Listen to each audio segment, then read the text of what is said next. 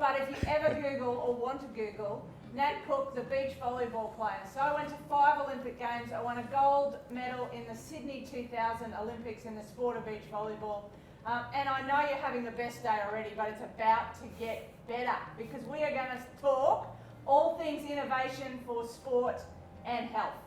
Right now, whatever that looks like to you or me, this is all new. What we're doing today is new, and I'm sure there's new, innovative, exciting things you've been working on over the last 8 weeks, and we're about to get into some of those. So I have a new love for technology, for innovation, and for ideating, which is a new word I learned, about having good, fun thoughts. That's what we're about to talk about today. So I've got 2 special guests with me today, Damien King from a company called PUML, which we'll hear about very soon, and Annie Flamstead from Inspire Sport. So it's about to get fun. Damien, can you please talk to us a little bit about where you've come from, why PUML, what it does, and we'll get into some fun questions then. Sure, thanks Nat, thanks for having me and great to be here as well. So I'm the odd one out. I'm clearly not very good at sport, which is why I started to code when I was quite young, about 15. And I had a real passion for engineering and coding and basically making products and things like that. So that's my backstory, and there's probably quite a bit there I can talk about. But the long and the short of it is I really enjoyed building businesses as well. So even at a young age, I was like selling computers out of my bedroom when I was 18. And I think that sort of just sticks with you. And in the future, I sort of got closer and closer to startups. And then I started my first startup in the UK. And I was able to exit out of that, a small exit. And then, yeah, this is my second time around as a second platform. And this time we're focusing on technology and sports innovation. And that's what PUML's all about. But what is the ultimate goal of PUML? So what are you wanting people to actually do as a result of PUML? Yeah, so I suppose a little bit of the backstory of that. When I was doing my first startup, I was working in a corporate and having that usual sort of side hustle thing. And that meant I would be coding late at night and doing 2 jobs basically, which is often the startup grind. And my health started to suffer quite a lot. Not quickly, but gradually, like over a few years, I started to get high visceral fat. So it was lifestyle diseases, and that's sort of one of the things that motivated me to start this, is that if I had have had a better understanding of the importance of activity and just moving every day, like doing 30 minutes a week or more, then I'd be in a much better situation. So PUML or PUML Better Health is there to incentivize people to be more active. And we believe everyone's an athlete, even if they're not good athletes like me. But you should be sponsored by someone, either your corporate or your gym or your family, and those people are sponsoring you to be healthier. And so that's where the incentivization piece comes in there. Or your school sponsoring you to be healthier. We love free stuff, right? We love being incentivized. If I do 10,000 steps today on my 30 minutes of exercise, then I get some tokens, some coins. That's right. So you get PUML coins, which is a cryptocurrency, which I know lots of you young guys know about cryptocurrency. And you can redeem that on products and services, on other healthy things, or you can hodl it, which I think you all know if you're young enough what that means. What does what does hodl mean? It means you want to hold your tokens. You don't want to sell them. Yeah, because they will increase over time. In my day, we used to call that hoarding. Hanging on to stuff, real saving. Stuff. Not like crypto in the air. Anyway, Damien, thanks for that great start to get us going, which actually leads us into Annie very nicely about health. And if Damien had have known some things, life might be different. So, Annie, you've got a huge story. I know a little bit about it. It started as a gymnast. So instead of me telling it, let's head to Annie and see what your story was about and then how Inspire started. Absolutely. So I'm 24 and I started Inspire Sport when I was about 17. So it started definitely as an idea. I knew nothing about tech. I knew nothing about startups. I knew nothing about anything to do with that. As Nat just mentioned, I was a gymnast. So some of you guys listening might be gymnasts or dancers and be familiar with what we sort of know as normal, which is, training 30 hours a week, not sleeping very much, not eating very much, with one goal to be a better athlete, right? So that was my childhood. The age of 10, I started training 20 hours a week. That very quickly transitioned to 25, 30, 35. And for all of the highs that come with that, there's a lot of lows as well. For me, as a young athlete, I didn't really know how to navigate through either the highs or the lows. So I would find that, when I was winning and I wasn't injured, no one could pull me away from the gym. But on the days where I was sore and tired and my coaches were giving me a hard time, I didn't want to step foot in there. And I remember getting to a point, similar to what Damien was saying about, his health deteriorating slowly over time. As an athlete, you're trying to be this pinnacle of health and well-being, and Nat, you would be familiar with that. But you're not necessarily living in sort of consistency with that. So, I was training 35 hours a week, but only sleeping 5 to 6 hours a night. That's just not sustainable. So over time, my little body started to break down a bit. I was really burnt out, I was injured, and I was really struggling more mentally than physically, if anything. Anxiety, I developed an eating disorder, and this isn't everyone's experience with gymnastics. The good days, as I said, were amazing, and I love the sport of gymnastics, but I had to retire quite young at 17. So thinking about, I think I'm time to retire at 17 was pretty confronting. And what I realized was that I didn't retire for not being good enough, or not being talented enough, or not having enough support, but more so for just not being well enough and not being able to handle the highs and the lows enough to get through what I needed to get through. So I went to uni, like most athletes, decided I'd do sports science and become a physio and go to the Olympics as a physio instead of as an athlete. And then I realized I was 4 feet tall and not very big, so trying to massage, elite athletes was not going to really work for me too well. And then I sort of realized, okay, when I became elite, we were given all this amazing stuff, like innovative stuff. We were given athlete management systems. We were, measured and weighed, and everyone was looking at us. We had sports, tested like a guinea pig. Yeah, but Yes. It was great, the outcome, because our coaches and our medical team knew how we were going, right? And we couldn't tell them. You don't want to tell them at 16, I haven't slept and I haven't eaten, but they know.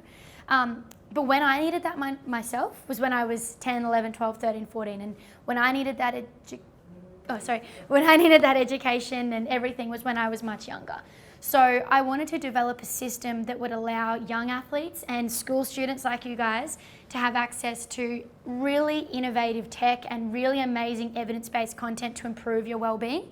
And the end goal for our product is, we're either preparing young people to be amazing athletes who are better prepared for the innovation they've got to use at the top end, or young people who are just better at life. You don't have to be an elite athlete like Damien said. I wasn't. I never went to the Olympics, but I was training 35 hours a week and I was considered elite, right? So yeah, I guess, look, Inspire Sport was born out of my own experience, but mainly also the more people I spoke to, the more I realized how common it is. You as an athlete, or even just as a young person, you put on this front, right? And I now do it as a startup founder, and hopefully we'll get into that. But you're amazing and you've got the world, you're controlled, but then you might go home and you're actually freaking out and you're really struggling. So I wanted to build something that could help those people in their pocket, but then also have bigger effects for the community and sport and health in general as well. So as we know, with all great ideas come from either something that happens in our life, it's often our personal experience. So one door closed for Annie when she was 17 as an elite gymnast, and then the door opened to the ideas flowing of what's going to come next and how she could use her personal experience and her personal passion to help change the world. And of course there are these personas. Right now it's been a very difficult time. I'm sure we wake up, and you do too, some days are easier than others. And when you're an athlete though, doesn't matter how much tech there is, you still have to do the physical work, right? Mm-hmm. So before we get into our idea a little bit later, we're all going to be doing some movements, because moving your body really helps your mental game as well. So that's why, Damien, with Better Health, PUML Better Health, it really is about moving. So your technology rewards movement. Yeah, it's 100% that, Nat. And it was really interesting to hear Annie's story there, because we want to help create healthy behaviours at a young age. That's the thing that I was lacking. And so if we can get into this routine of doing things like physical exercise each week and each day, then we're going to actually think better. So we'll be better workers, we'll be better startup founders, and just better people generally. So that leads me to the next thing. So you have this idea, and then we're going to build this platform in your pocket or a tech platform for coins and hodls. And so how does that transition happen? How do you go from, I've got this great idea, selling computers out of your bedroom, to building a platform? What do you need? Well, I think you need a lot of vision about where you want to go, for starters. And then, you need to look at what assets you have. You know, for me, it was, I've got a tech background. I had an exit, so I could self-fund it. Often what happens is you come up with a great idea, and I think it was already mentioned, no one sort of thinks it's great, except your grandma, maybe. Or yourself. Or yourself, yeah. So you got to sort of take that leap of faith, and you got to back yourself to take that first step. And I think for me, that was just starting to code things. We wrote a white paper, started to analyze the statistics on it. And when you realize this is a global problem, like 1 in 2 adults in OECD countries are overweight and obese. And we know that with COVID right now, a lot of the people who are dying or suffering are people with lifestyle diseases like cardiovascular, diabetes, and things that are all preventable. Okay, so 2 things. What's a white paper?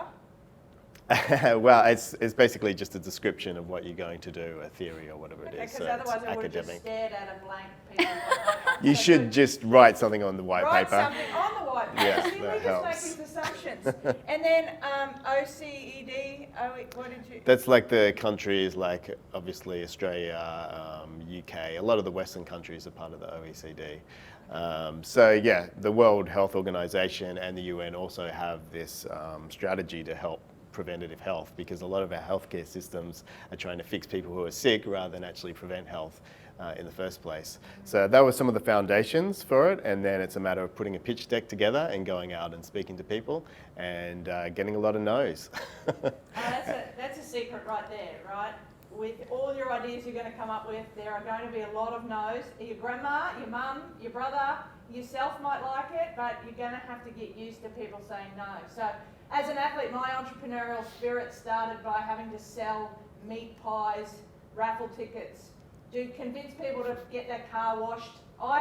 Before I knew what a pitch deck was, I had my own pitching going on. So we're in this amazing time of being able to pitch your idea and having someone invest in you. But first you've got to invest in yourself, your own ideas and your own health.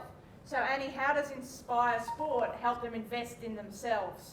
Yeah, so there's a couple of ways, and I actually think down the track there could be a cool partnership for the two of us, because I'm just sitting here thinking about ideas, we're creating connections. But you know, how Inspire helps young people or anyone really invest in themselves is we're digitizing what you would get if you went to an amazing allied health clinic. So one of the barriers that I realized was, okay, cool, Annie, it's a great idea, and this was one of the no's that we first got was, Inspire Sport was going to be clinics, right? There were going to be stationary buildings where young athletes could go and see a psychologist, a dietitian, ex-phys, and do DEXA scans and all that stuff for a really cheap sort of membership, subscription type thing. And the first pushback we got from our first ever investor was, do you realize, 1, how much that's going to cost? And 2, the biggest barrier is that kids can't drive and they can't get themselves there. So unless their parents are not working or can take them there along with school and sport, it's not accessible. So I had to then sort of go back to my white paper, which I just didn't have a white paper, I had a whiteboard, and figure out how the hell are we going to do this? And then I realized, okay, well, if we get some really smart people like Damien around us who can code and do tech, we could just digitize that. So we could employ psychologists, dietitians, ex-physicians, doctors, physiotherapists, and say, if you were going to see a 12-year-old girl for left knee pain, what would you tell her? Without seeing her, what's some generic stuff you would do? And then we developed a bunch of content off the back of that. So I think on the app at the moment, in the content feed, we've got over 500 videos, and they range from tips on mental health to nutrition to physical activity, managing pain, recovering from training, etc. And they can get that in real time, kind of like Netflix. So we wanted to become, I should probably trademark this, Netflix for athlete wellbeing. So we wanted young people to be able to get on there and watch whatever they want. Sometimes you get on Netflix and you're like, I know I'm in the middle of Grey's Anatomy season 4 right now, but I really want to watch The Simpsons. That's Disney Plus, but whatever. You just want to choose and flick and watch whatever you want. We take that same approach with health. So as young people, and I do this still, you wake up some days and you feel awesome, right? And you're like, all I want is some motivational quotes to get me on my way. I'm going to look that up. So you go and look that up, right? But some days you wake up and you feel terrible. And you're like, I feel terrible about myself. I don't know what to eat. I feel really anxious. You might want some mental health content then. So we wanted to make it on demand. Now, how it sort of connects them and it helps them actually improve their well-being is the wellness tracking component. So the other part of the app is that they can get in and they can track you can track, you guys should download the app. I'll give you a free code at the end. You track everything from your mood through your sleep, your pain, your physical activity, your nutrition. Your wearable stuff syncs straight in, which was awesome, super convenient for people like me who are a bit lazy and don't want to track every day. And that talks to the content feed. So if you're struggling with sleep, you'll see sleep content pop up in your content feed. If you're struggling with your anxiety, you'll see mental health content pop up in your content feed. Don't even have to ask it. That's called AI, or artificial intelligence. Whoa. Well, it's not really. Actually, my techies will get really angry at me for that. Machine learning is what it is. So we've built it on a machine learning backend. And so the more users we've got, the more data that goes through the analytics engine, the smarter the system gets. So if you guys download the app and start tracking your wellness, you're going to teach my robots or my whatevers they are some cool things. Right. I'm not a tech founder, obviously. And what I keep getting from it is that you need a team of people with coding knowledge and clearly your passion, Annie, and your lived experience and what you want the outcome for the young people to experience. We didn't have this when I was growing up, and that'll show you how old I am. I use Kung Fu Panda as my inspiration, and that's how I wake up awesome. So it really is important, the quotes, the affirmations, and like I said, on demand, how to get what you want. Not only that, it's now going to show up based on your data. Like, this is awesome. So tell me how then you go from building the coins and the incentive products, and now what do? Now you've got investors. I must admit it might be hard to get investors at the moment, but what do you do once you get an investor, and what happens next? Well, next, hopefully you've created what's called an MVP, which you'll probably speak about today, minimal viable product. So that's something, even if it's just screenshots. MVP at volleyball, like not a valuable player, and you've just got a minimum viable product. So in sport, MVP is like the top of the game. In tech, an MVP is like the bottom. bottom of the game. there you go, very important. That was It's like confusing for me at the start too. the crappiest product you can build on the least amount of money. To show someone to what- show You've got someone to tell how it investors works. it's the best, right? Yeah. But yeah, no, basically you go from the MVP, you get people using your product. That's the best way to validate a product, is to have people on there. So for us, But if it's not good, how do you validate the product if it's the worst product? well, you should have a core concept that you're trying to deliver. So for us, what we're trying to do is, can we motivate people to walk more? Okay. So very quickly you can release something and then actually start to see, will people be motivated? Can they change their behavior if you reward them Did it with work? like a token? Yes, it did. But it's a constant change. And I think you hear a lot in tech about iterative approach and methodologies where you keep on changing, going back, changing, going back. And there's a flywheel mechanism where basically if you get enough of these little changes that they start to turn, you can start to turn something very big by having those small incremental changes. Whoa. Okay, that's why I'm an athlete, and you guys are in this space. So, Annie. The next step after investing. Yeah, and how many in your team, and where have you gone? And Well, we had a really interesting start, right? Because as I said before, I knew nothing about tech or startups. So you guys sitting there going, oh my God, how do I even get this idea that I've got into a startup? What even is a startup? I was at QT studying sports science, right? And I like to chat, clearly. And my lecturer said, you're doing okay, but you have some cool ideas. Maybe you should chat to the startup community. And I was like, what is that? So I pitched to QT Blue Box, and I didn't know I was pitching. I went to a breakfast, and this entrepreneur there was like, hey, I'm the EIR, which again, I knew no idea. I had nothing. What is that? What is an EIR? So I'm like, okay, cool. Pitch my idea, and he's like, great. What is that? An entrepreneur in residence. Okay. So pretty much all these hubs, and there's one here, they hire these amazing people who have scaled startups before, and they make them the entrepreneur in residence to mentor other, budding entrepreneurs. And at this point, I was like, what is an entrepreneur? So I pitched my idea, kind of just what I did to you guys before, and he was like, okay, cool, you're in our startup accelerator. And so very quickly, we were in this accelerator program, which is 6 months of intensive actually it was 3 months of intensive kind of get your MVP to market, try and get some customers, try and figure out what's going on. Now, usually you've got a co-founder or 2 or 3 or 4. I had no one. So it was just me. I was a sole founder. I had to go and find money to hire a chief technical officer or developers, and well done on your career, Damien, because they are not cheap.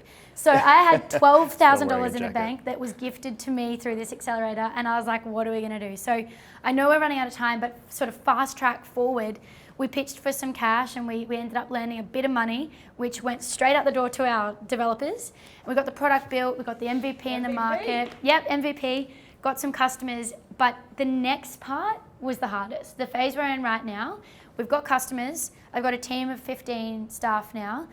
We very quickly, in the next 2 months, we'll have a team of 40. Like, we're scaling very quickly. But we've got these really cool growing pains. I'm starting to say really cool growing pains because I'm trying to be positive, which is we're trying to raise cash, and as you pointed out, it's hard at any point, let alone during the pandemic. We've got more customers than what we can manage, so we don't want to let them down, but we need to grow faster. So we're in a really cool phase, and I guess the point of this, to sort of wrap up, you know, where we are now and where we're going, is the biggest thing I've learned is you just have to back yourself. Like, you honestly, there is no other way to put it, because there are days I've had investors just say, yeah, we love it and we love you and there's no reason for us not to invest, but we just need another week of due diligence. And you're looking at payroll expenses going, how do we get through that next week of due diligence? And then you've got investors that say, I don't like the fact that you're a young female founder. They say things like, you know, there's lots of no's that you get. So I look at that as lessons, right? And that's what you guys are going to have to do. You've got to look at your no's as actual, you know, future yeses, and just go as hard as you can and back yourself. Because who would say no to Annie right now? Like, the passion, you can feel the passion, and that's one thing that investors look for, is passion in the founder, right? And then, of course, there's the technical and all of those things. And I learned a long time ago that athletes have the same journey as an entrepreneur. Yes. We start with nothing, right? For an Olympics, you wait 4 years before you get to show or pitch your talent, and you're competing against others. And so this is a real interesting space. The future of anything starts with an idea, and you're in that amazing incubator at school to come up with ideas. The big thing to know is you're not alone. So at times where you think you might feel physically alone, know that you're not alone. There's an ecosystem of entrepreneurs, there's an ecosystem of startups that are all going through the same thing. And Leanne Kemp, as the Chief Entrepreneur of Queensland, has always left with the message that she's a brain athlete and I'm a physical athlete. So on that note, we've got to do both, remember. So I want you to all get up after this, and you do this idea thing. As you're doing your idea, I want you to move your body. So you can stand up, move your arms, flap around, do some squats, whatever it is. I want you to move while you create the idea through, we want to know, right? There's a challenge coming. So we want you to, whether it's big or small, any idea, all the problems you can think of that connect sport and or health, and how we can make a change in the world to keep people better physically and mentally through sport, through movement. So over to you.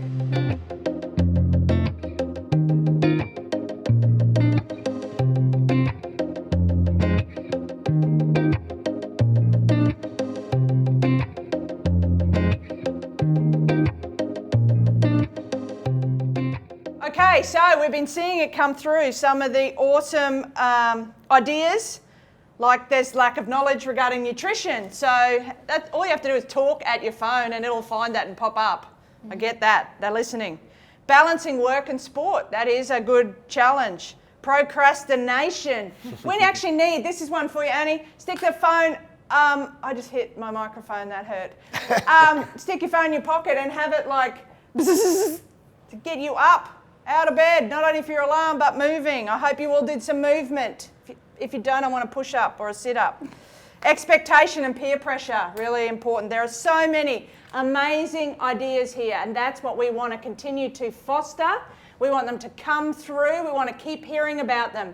Annie's going to give you a free code for her Inspire app, FF2020. No, just, sorry, they changed it, FF20. Sometimes the text, right? This is all happening live. FF20, but that'll come through. Make sure you check your emails, because there might even be a cool internship.